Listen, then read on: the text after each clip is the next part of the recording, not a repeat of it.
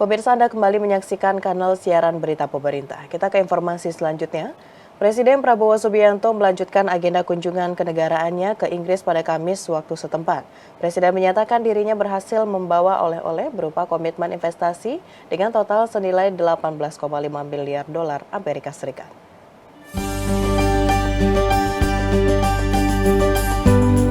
Lawatan kelima Presiden Republik Indonesia Prabowo Subianto ke Inggris berhasil membawa komitmen investasi sebesar 8,5 miliar dolar Amerika Serikat setelah bertemu sejumlah pemimpin perusahaan. Sebelumnya, Kepala Negara menekankan bahwa kepercayaan global terhadap Indonesia terus meningkat, sebagaimana terlihat dari kunjungan sebelumnya ke Brasil, Amerika Serikat, dan Tiongkok. Dari beberapa hasil kunjungan negara, Presiden ke-8 RI ini berhasil membawa oleh-oleh berupa komitmen investasi total senilai 18,5 miliar dolar Amerika Serikat. Adapun rinciannya 10 miliar dolar Amerika Serikat dari China, 7 miliar dolar Amerika Serikat dari pimpinan raksasa migas Inggris British Petroleum, dan 1,5 miliar dolar Amerika Serikat dari CEO Roundtable Forum di London. Tadi pagi dengan pimpinan dari BP, total mereka sudah komit investasi 8,5 miliar dolar. Jadi 7 miliar BP, 1,5 miliar dari beberapa perusahaan lain. Jadi cukup produktif lah ya pertemuan-pertemuan kita hari ini. Mereka sangat ingin masuk ke Indonesia. Sebagian dari mereka sudah di Indonesia lebih dari 100 tahun. Prestasi mereka juga cukup baik. Saya kira ini menunjukkan optimisme mereka terhadap ekonomi kita. Ya. Kepercayaan ini juga di Brasil juga demikian, di Amerika juga demikian, di Tiongkok juga demikian. Alhamdulillah, ya sangat produktif. Oke. Sesuai target dengan harapan mungkin Pak. Agak melebihi. Iya kan? Melebihi. Jadi saya pulang bawa komitmen total 18,5 miliar dolar. Jadi saya kira ini cukup bagus, menunjukkan kepercayaan global terhadap ekonomi Indonesia. Ya, jadi tentunya kita harus lebih hati-hati. Kita tentunya pemerintah yang bersih. Mereka sangat menghargai itikat kita. Seusai menjalani agenda di Inggris, Presiden rencananya akan melanjutkan kunjungan kenegaraan ke Abu Dhabi untuk membahas sejumlah kerjasama kedua negara tersebut. Presiden menyatakan akan kembali ke tanah air pada Minggu 24 November 2024. Dirjen Penguatan Daya Saing Produk Kelautan dan Perikanan KKP Budi Sulistyo memastikan susu ikan menjadi salah satu menu dalam program makan bergizi gratis.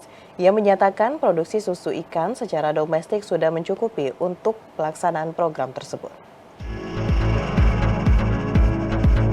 Kementerian Kelautan dan Perikanan memastikan susu ikan masuk menjadi salah satu menu makanan dalam program makan bergizi gratis yang dicanangkan oleh Presiden Prabowo Subianto. Direktur Jenderal Penguatan Daya Saing Produk Kelautan dan Perikanan KKP Budi Sulistyo mengatakan, hingga saat ini pihaknya terus mempromosikan susu ikan ke dapur sentral yang sudah disiapkan oleh lembaga terkait. Oleh karena itu, KKP akan memantau proses pengolahan dari para produsen susu ikan agar sesuai dengan standarisasi yang sudah ditetapkan, mulai dari kebersihan, pemilihan bahan baku, serta salinitas atau tingkat keasinan air, hingga menyediakan katalog bagi kepala dapur sentral yang berisi informasi lengkap mengenai menu makanan dan pelaku usaha yang memproduksi. Itu pembelinya kan dia mengenakan. Kan itu ada sekian dapur. Ya dapur nanti akan beli apa dan semuanya nanti ketua dapurnya itu. Ya. Jadi kita dorong, kita promosikan dan kita pantau standarnya. Yang penting adalah para pengolahnya harus memiliki standar pengolahan. Ya, dari segi kebersihan, pemilihan bahan baku, salinitas. Sebelumnya, Kementerian Kelautan dan Perikanan mengatakan penggunaan susu ikan maupun susu sapi untuk peningkatan asupan gizi memiliki kelebihannya masing-masing. KKP mengungkapkan lewat hilirisasi produk perikanan berupa susu ikan, maka industri protein ikan akan tumbuh dan mampu menyerap tenaga kerja. Pemirsa, Kementerian Kelautan dan Perikanan gelar uji coba makan bergizi gratis dengan menu ikan, serta pemeriksaan mata dan kacamata gratis di 29 provinsi di Indonesia. Kegiatan tersebut dilaksanakan dalam rangka memperingati Hari Ikan Nasional dan mendukung program makan bergizi gratis yang dicanangkan Presiden Prabowo Subianto.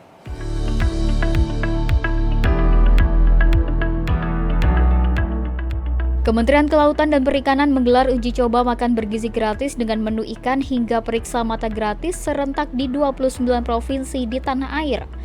Menyasar lebih dari 169.000 peserta yang mayoritas anak usia sekolah dasar, upaya ini dilakukan sebagai upaya mendukung program makan bergizi gratis yang dicanangkan Presiden Prabowo Subianto, sekaligus memperingati Hari Ikan Nasional yang jatuh pada 21 November.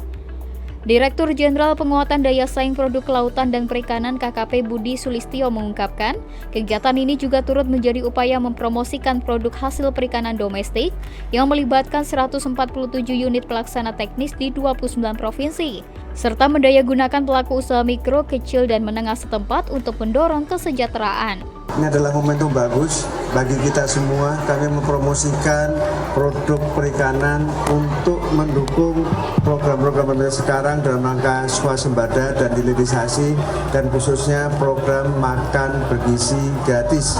Ya, menu ikan. Karena ikan, kenapa ikan? Satu adalah kita Indonesia punya kesediaan yang berlimpah. Ya. Kemudian juga ikan-ikan lokal sudah dikenal masyarakat. Pada hari ini kita makan bersama bersih gratis dengan seluruh anak-anak sekolah di Indonesia. Sementara itu, pemirsa, Kementerian Koordinator Bidang Pembangunan Manusia dan Kebudayaan optimis program makan bergizi gratis dapat mendorong penurunan angka stunting di Indonesia secara signifikan. PLT Deputi 3 Kemenko PMK Nunung Nuriantono menyebutkan kolaborasi lintas kementerian dan lembaga menjadi kunci keberhasilan percepatan penurunan angka stunting. Penurunan stunting gencar dilakukan pemerintah sebagai upaya menciptakan SDM unggul. Salah satu langkah yang diambil adalah perbaikan dan peningkatan kualitas gizi masyarakat.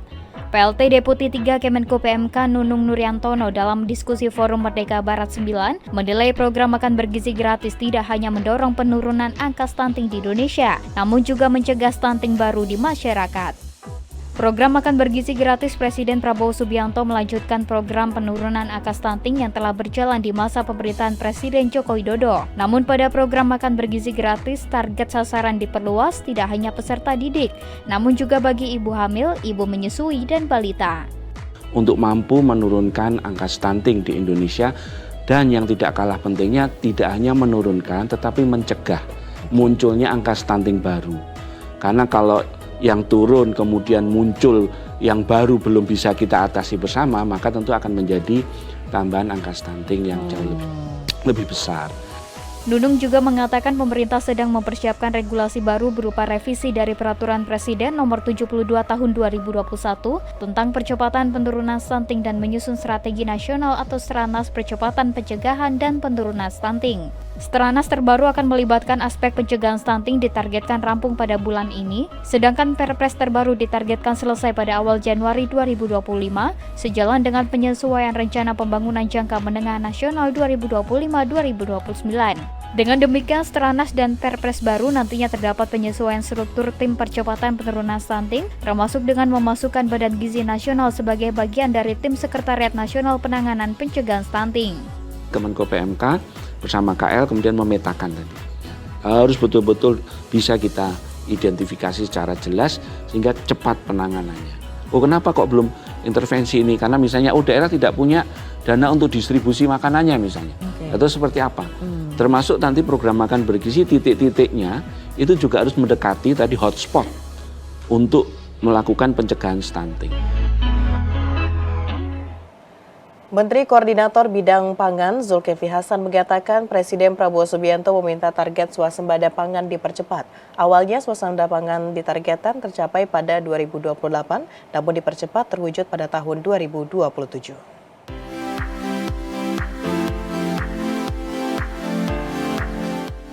Menteri Koordinator Bidang Pangan Zulkifli Hasan menyatakan bahwa Presiden Prabowo Subianto memutuskan mempercepat target swasembada pangan dari semula tahun 2028 menjadi tahun 2027. Keputusan itu diumumkan Presiden Prabowo dalam konferensi tingkat tinggi G20 di Rio de Janeiro, Brasil. Presiden mengumumkan berencana mengatasi kekurangan pangan dalam 3 tahun dan swasembada energi dalam 4 tahun. Zulhas meminta kementerian terkait bekerja keras menyelesaikan persoalan yang masih terkendala untuk mencapai target swasembada.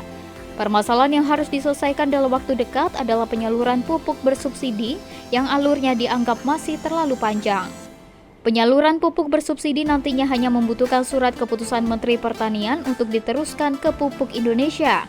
Setelahnya, Pupuk Indonesia menyalurkan ke kios atau gabungan kelompok tani.